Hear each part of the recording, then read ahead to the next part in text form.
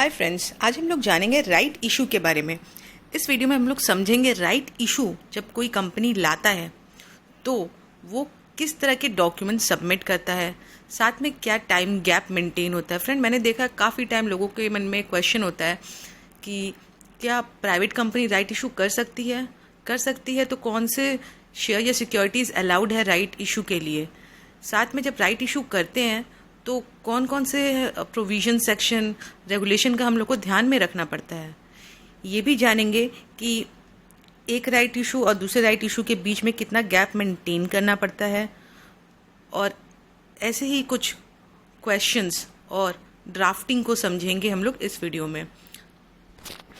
इससे पहले कि मैं वीडियो स्टार्ट करूं, मैं आप लोगों से रिक्वेस्ट करूंगा प्लीज़ मेरे चैनल को सब्सक्राइब करें। जब सब्सक्राइब करें तो बेल आइकन को जरूर क्लिक करें, लाइक करें, कमेंट करें कैसा लगा आपको मेरा वीडियो। मैं कोशिश करूंगी यूं ही GST, income tax, company act से रिलेटेड वीडियोस अपडेट्स आपके लिए लाती रहूं। एक लिस्टेड कंपनी जब राइट इशू लेके आता है तो उसे सेबी के कुछ रेगुलेशन को ध्यान में रखना पड़ता है, जैसे कि सेबी का LODR का रेगुलेशन है, सेबी का ICDR का रेगुलेशन है, कंपनी एक्ट 2013 में सेक्शन 62 जो राइट इशू से डील करता है उसको जानना ज़रूरी है, company share capital debenture rules, rule 13 specially, और सेबी के कुछ सर्कुलर्स जो आते रहते हैं उन पे ध्यान रखना पड़ता है। ये कुछ पॉइंट है जो ध्यान में रखना पड़ता है राइट इशू करने से पहले। सेबी का अगर आप ICDR देखोगे, issue of capital and disclosure requirement, तो वहाँ पर राइट इशू से रिलेटेड बहुत सारे पहलू कवर किए गए हैं कि कौन कंपनी कर सकती है, कौन कौन सी सिक्योरिटीज़ अलाउड है, रिकॉर्ड डेट, किस किस को अपॉइंट करना पड़ेगा, ये सारी चीज़ें लिखी हुई हैं। ये लिस्टेड कंपनी के लिए एप्लीकेबल होता है। अगर आपकी कंपनी लिस्टेड है तो सेबी का ICDR का पूरा जो राइट इशू का आपको वो पढ़ना ज़रूरी है, जानना ज़रूरी है, तब आप राइट इशू लेके आ पाओगे। पर अगर आप प्राइवेट कंपनी हो तो ये चीज़ एप्लीकेबल आप पे होता नहीं है। बहुत ही सिंपल रिक्वायरमेंट है अगर प्राइवेट कंपनी राइट इशू लेके आती है तो जब देख रहे हो कि जो लिस्टेड है उसके लिए प्राइसिंग क्या रखना चाहिए, राइट इशू के लिए issue condition and procedure, miscellaneous, fast track right issue. Public company, private company. Public company जब शेयर पब्लिक को ऑफर करती है तो क्या कर सकती है, वो प्राइवेट प्लेसमेंट कर सकती है, यानी सिलेक्टिव लोगों को सिक्योरिटीज़ अपना देगी। सेक्शन 62 में जो सिक्योरिटीज़ के बारे में बताया गया है उस तरीके से IPO, FPO, initial public offer, यानी फर्स्ट टाइम पब्लिक को ऑफर करना, FPO फर्दर पब्लिक ऑफर, वैसे इशू कर सकते। प्राइवेट कंपनी क्या करती है, प्राइवेट कंपनी जैसे हम लोग जानते हैं पब्लिक को सिक्योरिटीज़ ऑफर नहीं कर सकती। हाँ, वो प्राइवेट प्लेसमेंट कर सकती है, यानी सिलेक्टिव लोगों को, अपने नोन में सिलेक्टिव लोगों को सिक्योरिटीज़ ऑफर कर सकती है, वो अलाउड है। वो प्राइवेट प्लेसमेंट का एक प्रोसेस होता है उसके थ्रू। और सेक्शन 62 जो राइट इशू से डील करता है स्पेशली, वो तरीका है, उस वे में वो सिक्योरिटीज़ इशू कर सकती है। अच्छा, राइट इशू होता क्या है फ्रेंड? राइट इशू क्या होता है कि कंपनी जब फर्स्ट टाइम सपोज सिक्योरिटीज़ उन्होंने ऑफ़र कर दिया लोगों को, ठीक है, अब वो वापस से सिक्योरिटीज़ ऑफ़र करना चाहती है, तो राइट इशू जब लेके आएगी तो वो क्या करती है, जिनको उन्होंने पहले से ही ऑफ़र किया हुआ है, यानी जो ऑलरेडी मेंबर है, ऑलरेडी शेयर होल्डर है कंपनी के, उनको वापस से सिक्योरिटीज़ ऑफ़र करना कि भाई आपके पास सिक्योरिटीज़ होल्डर, आप हम लोग के कंपनी के सिक्योरिटीज़ होल्डर हो, हम आपको और सिक्योरिटीज़ ऑफर कर रहे हैं, आप चाहो तो ले सकते हो।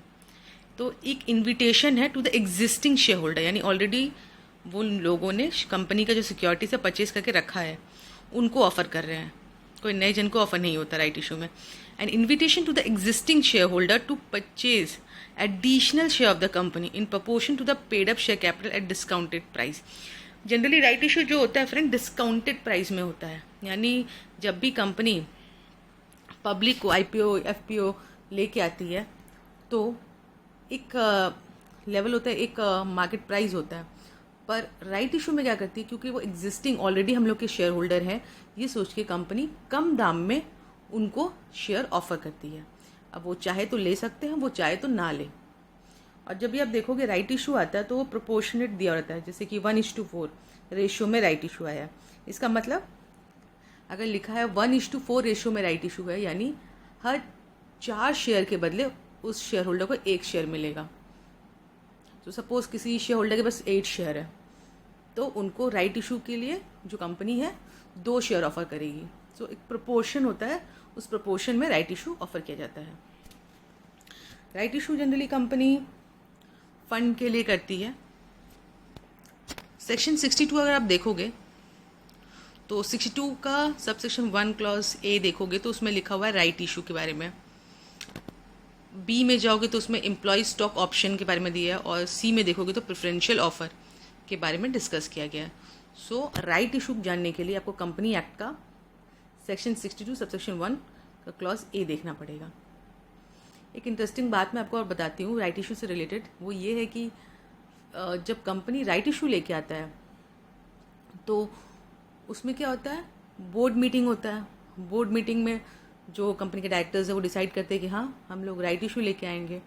रेजोल्यूशन होता है कि हाँ राइट इशू लाया जाएगा, पर शेयर होल्डर का अप्रूवल इसमें ज़रूरत नहीं है। यानी कंपनी खुद से, डायरेक्टर लोग खुद से मिलकर डिसाइड कर सकते हैं कि राइट इशू लाना है, कैसे लाना है। शेयर होल्डर का अप्रूवल लेना, शेयर होल्डर का मीटिंग बुलाना, उनसे अप्रूवल लेना कि भाई हम राइट इशू ला रहे हैं, आपको कोई ऑब्जेक्शन है कि नहीं, वो प्रोसेस नहीं फॉलो होता। यानी शेयर होल्डर का अप्रूवल नहीं चाहिए राइट इशू के लिए। प्रोसीड्योर फॉर राइट इशू, तो राइट इशू करने के लिए क्या चाहिए होता है, जनरली क्या होता है, एक बोर्ड मीटिंग होता है, लेटर ऑफ ऑफर होता है। लेटर ऑफ ऑफर यानी उसमें लिखा हुआ रहता है कि हाँ हम लोग सिक्योरिटीज़ ऑफर कर रहे हो, सब डिटेल जो जो प्रोसेस, इनफैक्ट क्या क्या लिखना चाहिए वो भी कंटेंट प्रिस्क्राइब्ड है, आपको देखना पड़ेगा वो क्या क्या है चीज़।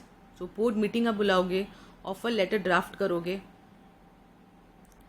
और सब शेयर होल्डर को डिस्पैच करो, क्योंकि बोर्ड मीटिंग में डिसाइड हो गया कि राइट इशू होगा, फिर उन लोगों को डिस्पैच कर दिया जाएगा।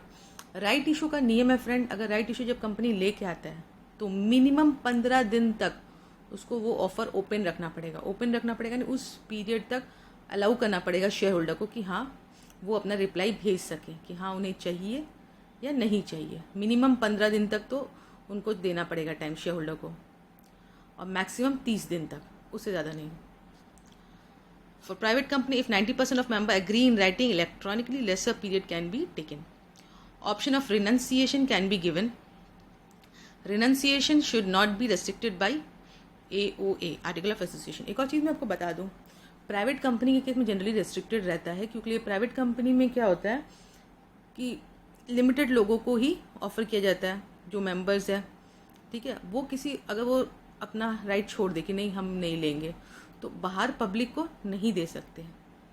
प्राइवेट कंपनी में कुछ रिस्ट्रिक्शंस होती है शेयर से रिलेटेड, सिक्योरिटीज़ की ट्रांसफरेबिलिटी से रिलेटेड, कि ट्रांसफ़र किया जाए कि नहीं जाए। पब्लिक कंपनी में जनरली रेस्ट्रिक्शन नहीं रहता है कि आप शेयर ट्रांसफ़र करो नहीं करो, पर प्राइवेट कंपनी में रेस्ट्रिक्शन रहता है।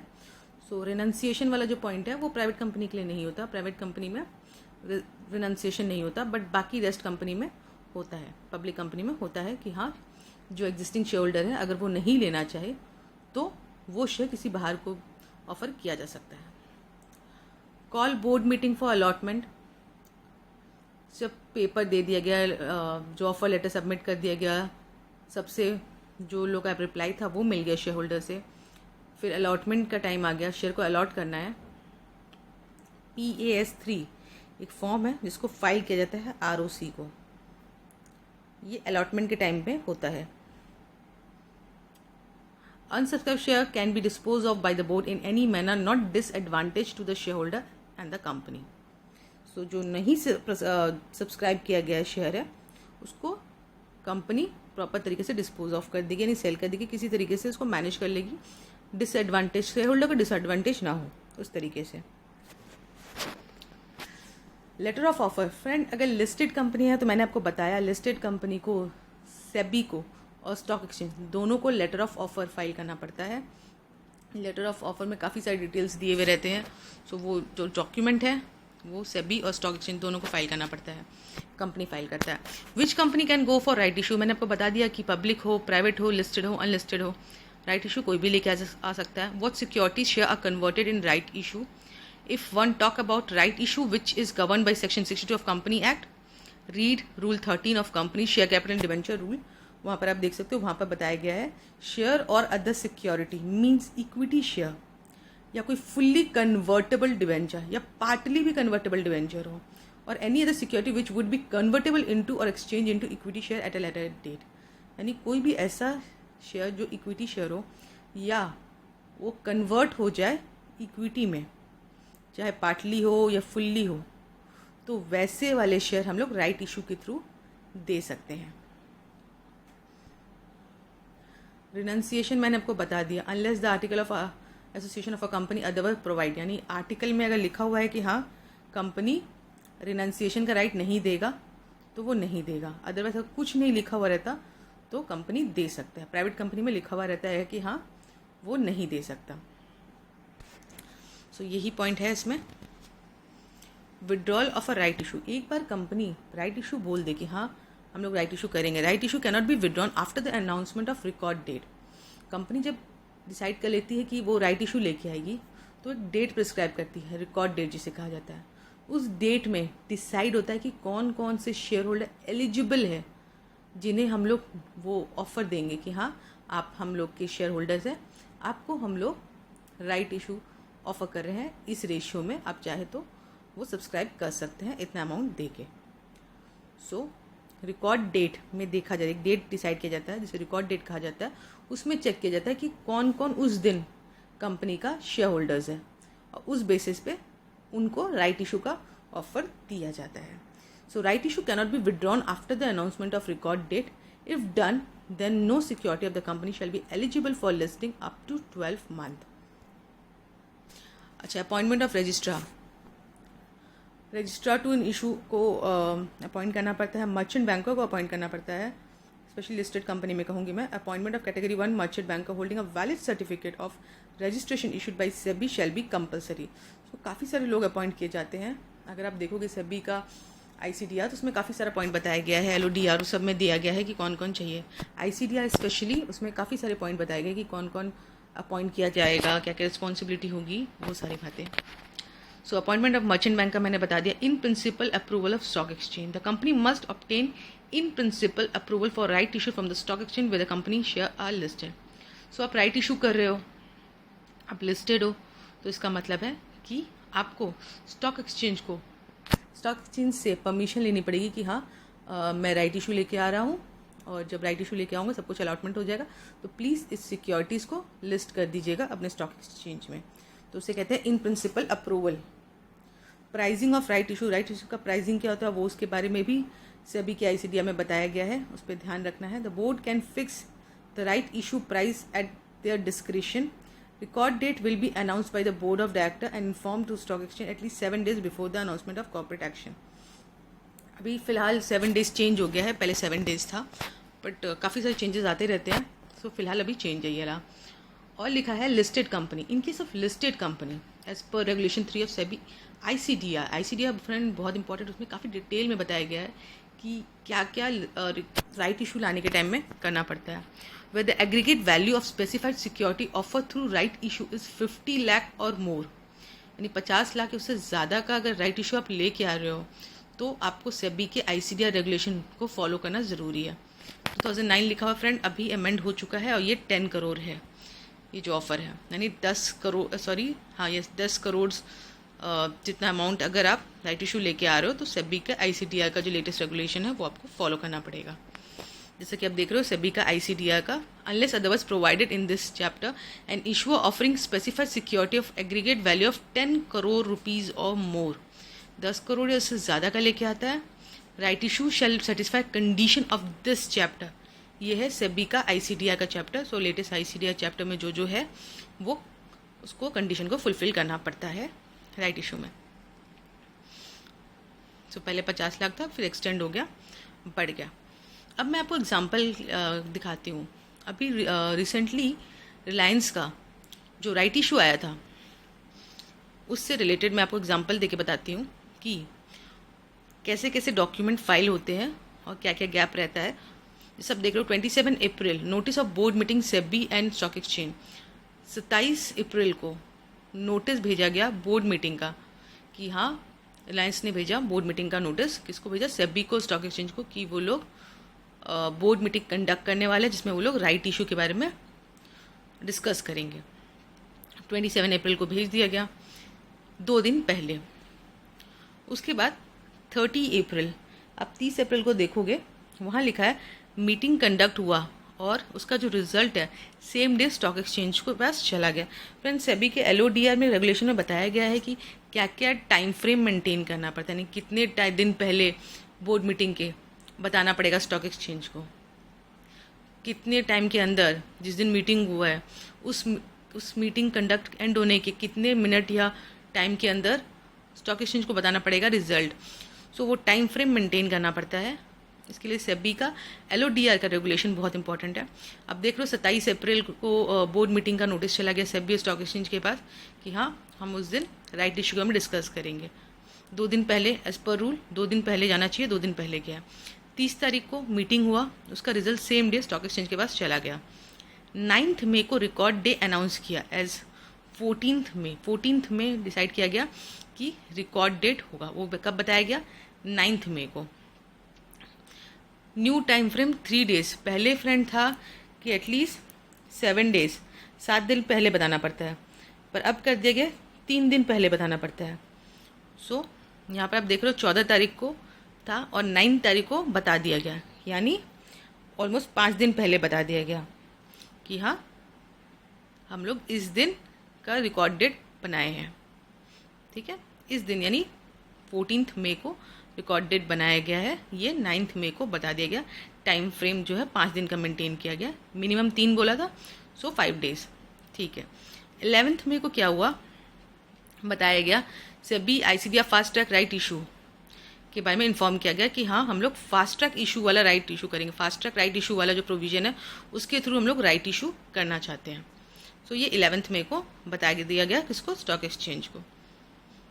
कहाँ पर लिखा है इसके बारे में फास्ट ट्रैक राइट इशू क्या होता है? तो ये आपको सेबी के ICDR रेगुलेशन में मिल जाएगा। 15 मई को अपडेशन ऑन राइट इशू, यानी जब भी लिस्टेड कंपनी में प्रोविजन है, क्या है रेगुलेशन, ये है कि जो इम्पॉर्टेंट मैटर होता है कंपनी से रिलेटेड, कोई इवेंट होता है तो उसके बारे में अपडेट देते रहना पड़ता है स्टॉक एक्सचेंज को। तो राइट इशू से रिलेटेड कोई भी अपडेट आ रहा हो तो स्टॉक एक्सचेंज को इन्फॉर्म करते रहना पड़ता है। तो 15 मई को उन्होंने किया update on right issue.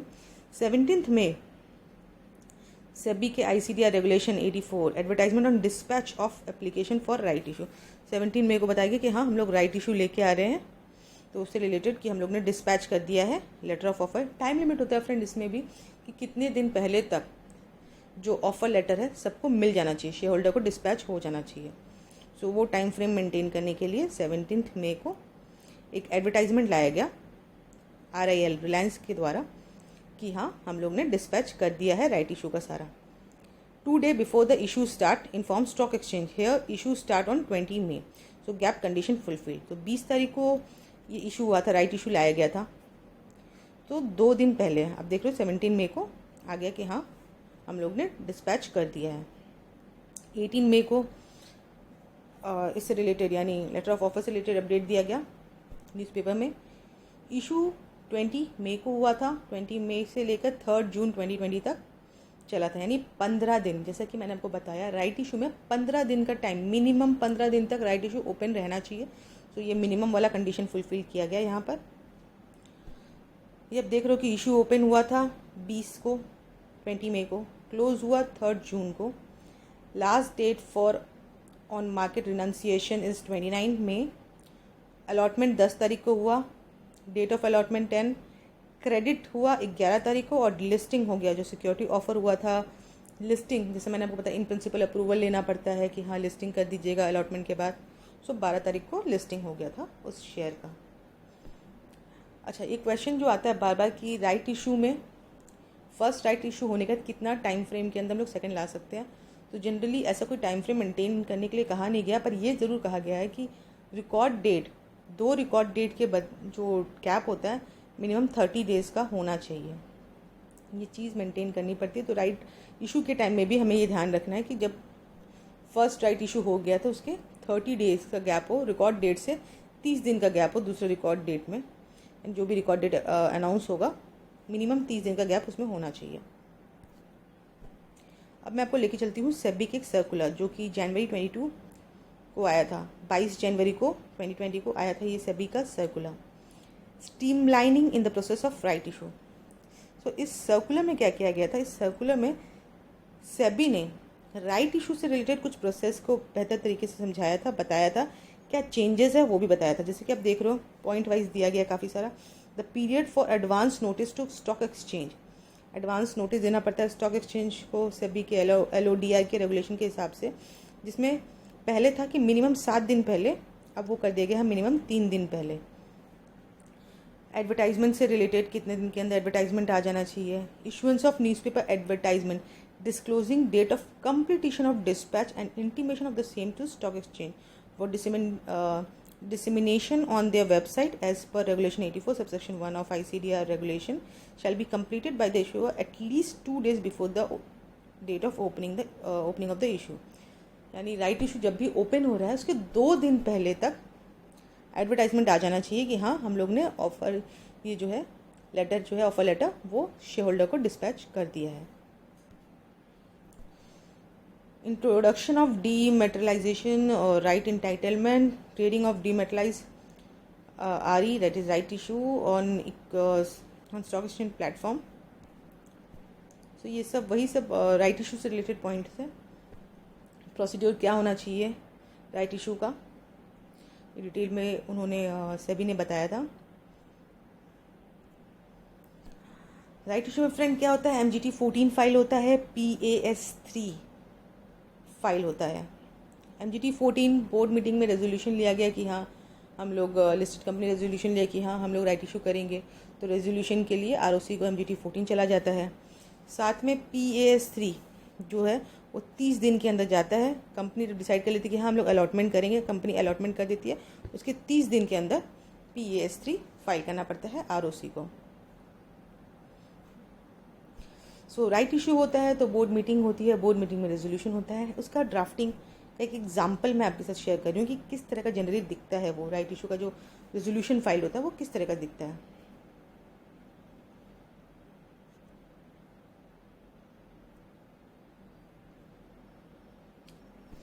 Private company friend जो ये राइट इशू का प्रोसेस है बहुत सिंपल है, क्योंकि उसमें बोर्ड मीटिंग होती है, बोर्ड मीटिंग में डिसाइड होता है, लेटर ऑफ ऑफर बनता है, उसके बाद वो ऑफ़र जो है वो शेयर होल्डर्स को दिया जाता है, शेयर होल्डर अपना अप्रूवल सब देते हैं, उसके बेसिस में अलॉटमेंट करती है कंपनी, अलॉटमेंट करती है तो उसमें PAS 3 फाइल करती है और शेयर सर्टिफिकेट इशू करती है। सिंपल प्रोसेस रहता है। बट जब पब्लिक कंपनी लेके आती है राइट इशू तो काफ़ी सारे स्टेप्स होते हैं, काफ़ी सारे प्रोसेस होते हैं, काफ़ी सारे लोग इन्वॉल्व हो जाते हैं, जैसे मर्चेंट बैंकर और भी काफ़ी लोग होते हैं इन्वॉल्व, और सारे रेगुलेशन को फुलफ़िल करना पड़ता है। सो काफ़ी लेंदी प्रोसेस हो जाता है compare to private company.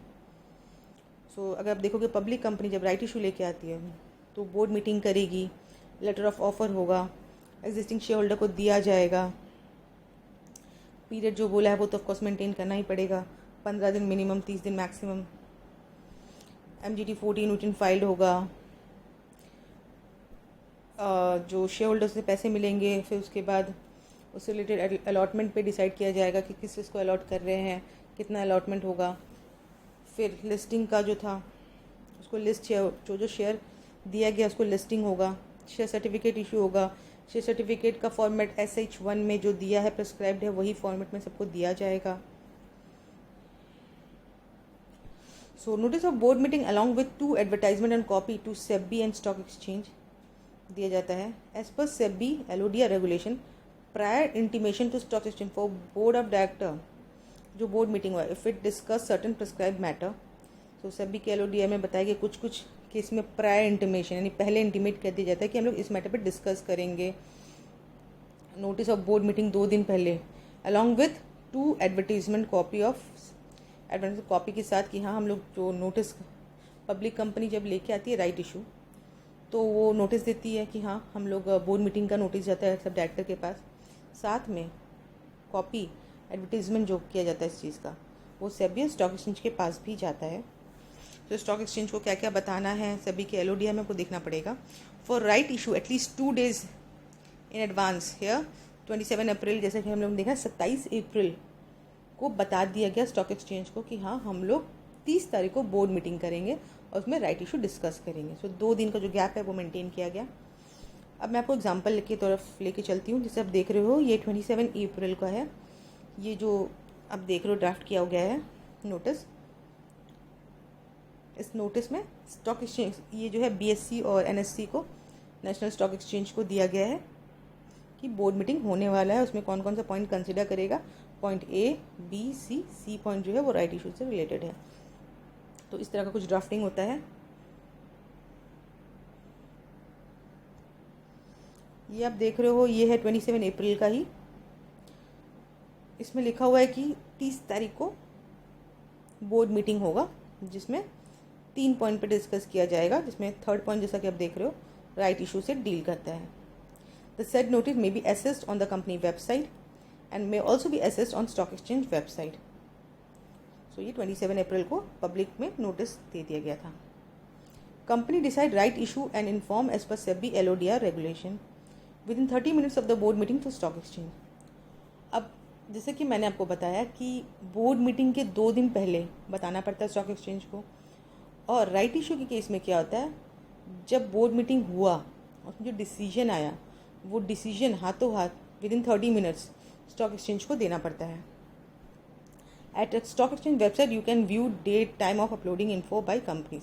Friend कैसे देते हैं कंपनीज क्या करती है, ऑनलाइन ही वो लोग स्टॉक एक्सचेंज को भेज देती है कि हाँ ये मीटिंग का ये डिसीजन हुआ था। लॉगिन आईडी वो सब जब कंपनी लिस्ट हो जाती है किसी पर्टिकुलर बोर्ड में, जैसे कोई भी पर्टिकुलर स्टॉक एक्सचेंज में, तो उनके पास एक आईडी पासवर्ड मिल जाता है उनको, और उस आईडी पासवर्ड के थ्रू वो स्टॉक एक्सचेंज को इन्फॉर्म कर देती है अपने मैटर्स। तो जैसे कि आप देख रहे हो 30 अप्रैल को जो बोर्ड मीटिंग का डिसीजन हुआ था रिलायंस के द्वारा, वो उसका रिजल्ट क्या क्या हुआ वो मैटर वो स्टॉक एक्सचेंज को बताती है। Disclosure under regulation 30 of SEBI LODR regulation 2015 right issue of equity share of the company. तो इसका ड्राफ्ट किया हुआ है कि क्या क्या पॉइंट कवर करते हैं, कैसे इसका ड्राफ्टिंग होता है। मीटिंग 4:30 PM पे स्टार्ट हुआ था और कंक्लूड हुआ था 6:15 PM पे। सो 30 मिनट्स के अंदर वो चीज़ स्टॉक एक्सचेंज को इन्फॉर्म करना था। फिर उसके बाद देख रहे हो 9 मई को disclosure under regulation 42 of SEBI LODR record date for the purpose of right issue. Right issue के लिए रिकॉर्ड डेट क्या प्रिस्क्राइब किया गया है वो 9 मई को बता दिया गया था कि हम लोग 14 मई को रखेंगे रिकॉर्ड डेट। और जैसे कि हम लोग जानते हैं कि मिनिमम 3 दिन के लिए बोला गया कि 3 दिन पहले बता देना है। इस केस में 5 दिन पहले बता दिया गया।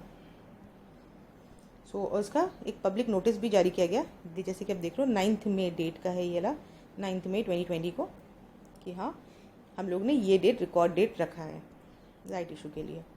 फिर 11 मई को वापस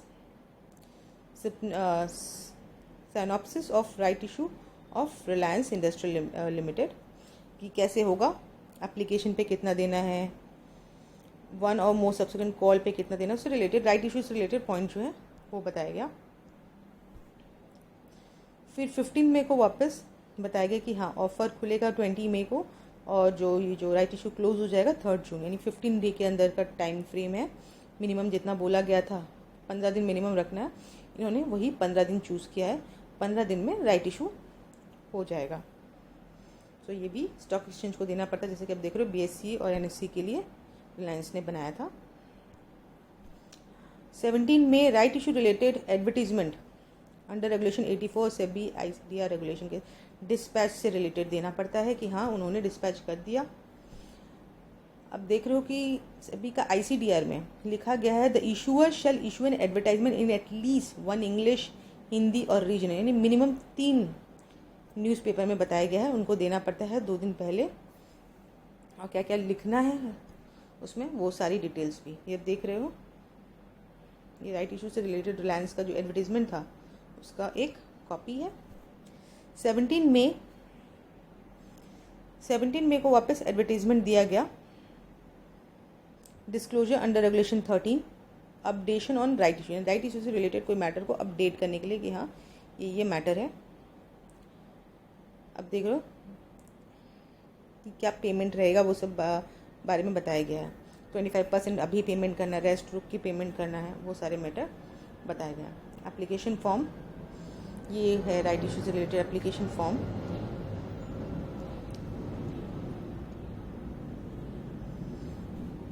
Addendum to LOO, letter of offer as per SEBI ICDR regulation and comply is dated 18 May. So ये एडवर्टीजमेंट देख रहे हो आप, एडवर्टीजमेंट है। Our company has file letter of offer with stock exchange and SEBI.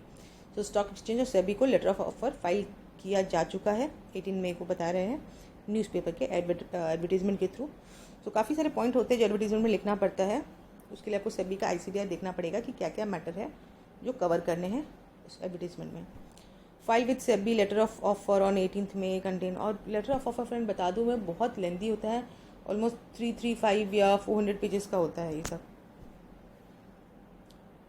तो ये स्टॉक एक्सचेंज वो जो फाइल हुआ था लेटर ऑफ ऑफर, अब देख लो 335 पेज का, 335 पेज का था ये लेटर ऑफ ऑफर। काफ़ी सारे डिटेल पॉइंट्स रहते हैं, वो सारे दिए जाते हैं। 2 जून का आप देख रहे हो रेगुलेशन 30 ऑफ सेबी LODI यानी अपडेशन से रिलेटेड, अपडेट किया जा रहा है राइट इशू से रिलेटेड, एडवर्टीजमेंट दिया गया था। ये है वो एडवर्टीजमेंट।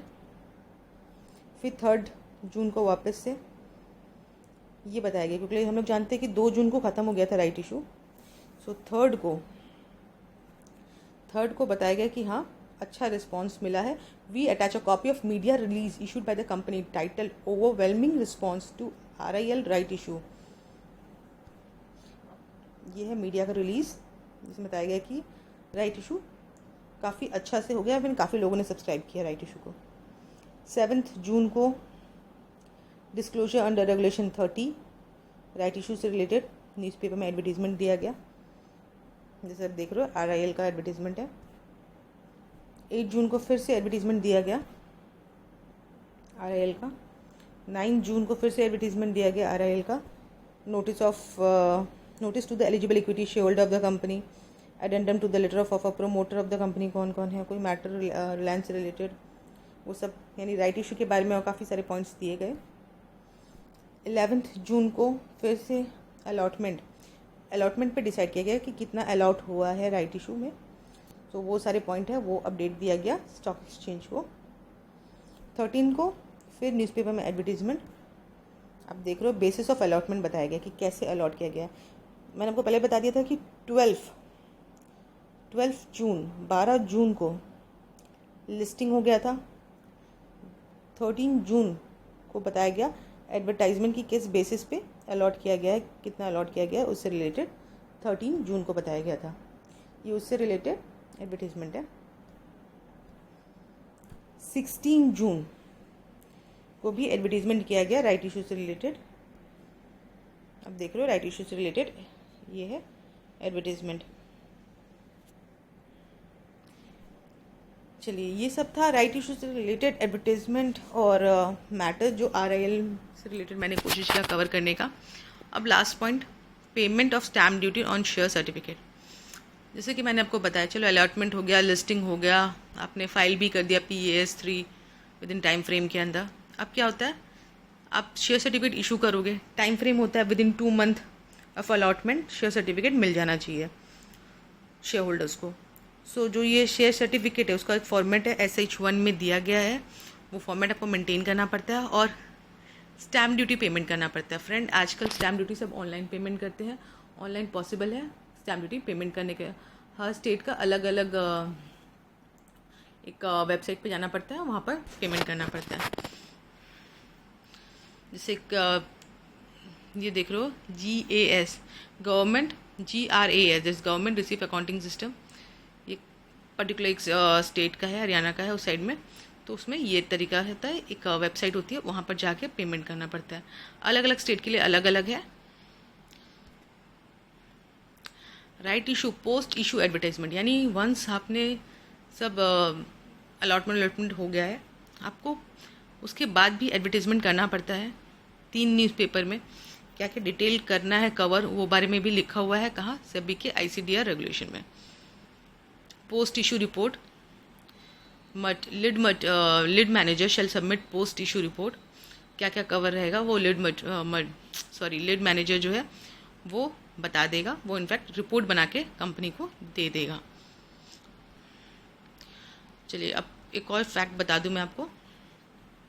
हाल ही में दैट इज़ अप्रैल 21 अप्रैल को 2020 को सेबी ने एक सर्कुलर निकाला जिसमें राइट इशू से रिलेटेड काफ़ी सारे रिलैक्सेशन के बारे में बताया। फ्रेंड, जैसे कि हम लोग जानते हैं कि कोविड-19 अभी चल रहा है, तो इस वजह से कंपनी को बहुत हार्डशिप फेस करनी पड़ती है। इसीलिए सेबी ने कुछ रिलैक्सेशन प्रोविज़न दे दिया इस टाइम पे। सो किस किस मैटर पे है, क्या क्या रिलैक्सेशन है, वो इस सर्कुलर में कवर्ड है। सर्कुलर नंबर आप देख सकते हो और सर्च कर सकते हो इसके बारे में। सो डिटेल कवरेज आपको उसमें मिल जाएगा। अगर आपको चाहिए तो मैं आपको इस सर्कुलर को मेल भी कर सकती हूँ। आप अपना जो भी ईमेल आईडी है कमेंट में लिख दीजिएगा, मैं वहाँ पर मेल कर दूँगी आपको। सो आई होप ये राइट इशू का पॉइंट क्लियर हुआ हो, आपको समझ में आया हो कि राइट इशू होता क्या है, उससे रिलेटेड ड्राफ्टिंग कैसे होती है। अगर स्टिल आपके मन में राइट इशू से रिलेटेड कोई क्वेश्चंस है, क्वेरी है, तो कमेंट में ज़रूर लिखिएगा। मैं कोशिश करूँगी आपके जो क्वेरी है उसको सॉल्व कर सकूँ। This is CS Manisha signing off. Thank you, bye.